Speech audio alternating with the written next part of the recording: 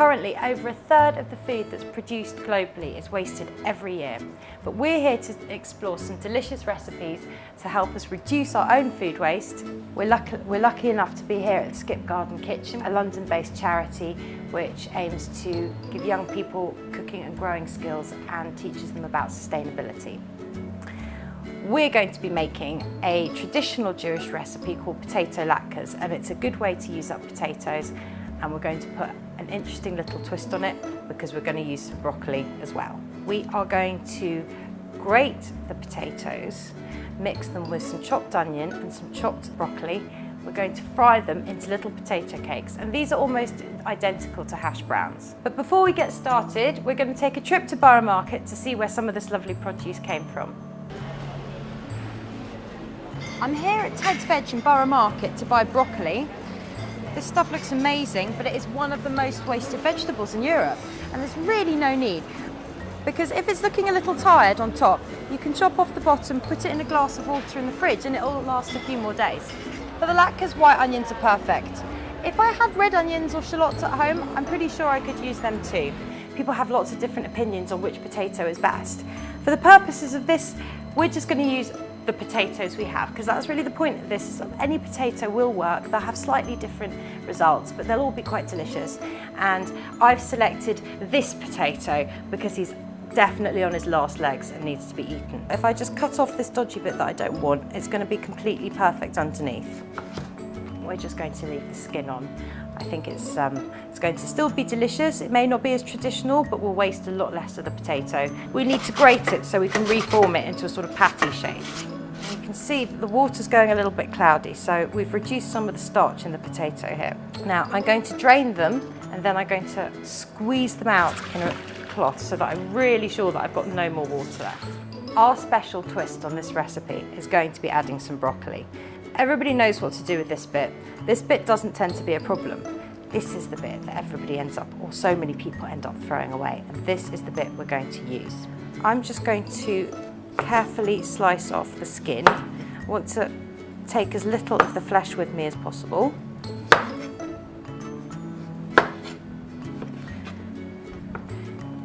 And now I can grate this into my mixture.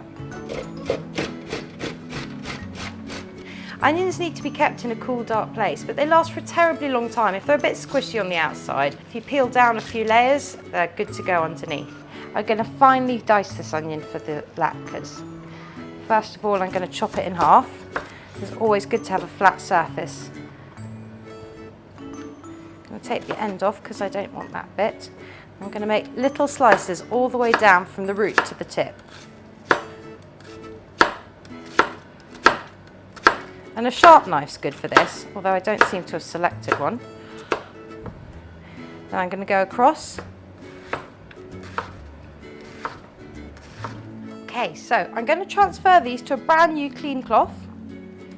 So here are my potatoes. They've been happily draining, but I'm going to give them a little push through the sieve, get as much moisture out now as I can, and then transfer that to this clean cloth. This wringing out technique is a bit of a trick, and the first time might not go so well, but you'll get the hang of it eventually. So I'm making a sausage. I folded it in, and now I'm going to squeeze it over the bowl, and hopefully some of the moisture will come out.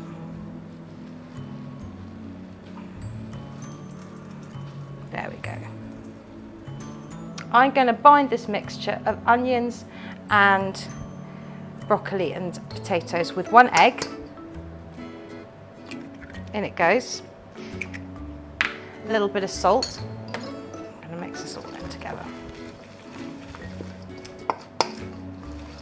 So I'm going to use a really generous amount of oil because this really isn't a recipe about health, and we can console ourselves that there is some broccoli in this. And I'm going to make them small so they're easy to flip. So these are definitely ready now. I am going to lay them on some kitchen roll. Oh, this one's being a little bit naughty.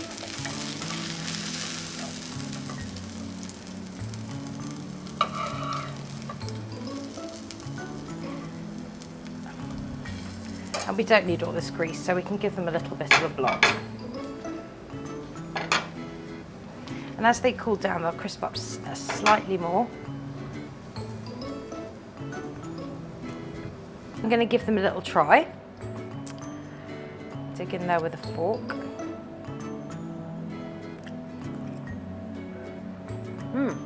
Crispy and chewy. I might have had a little more salt. All in all, I'm very happy with them. That is a super low budget way to use up potatoes if you have some left over. So you need to keep your potatoes in a cool, dark place. They really don't like the light. They start to go green very quickly.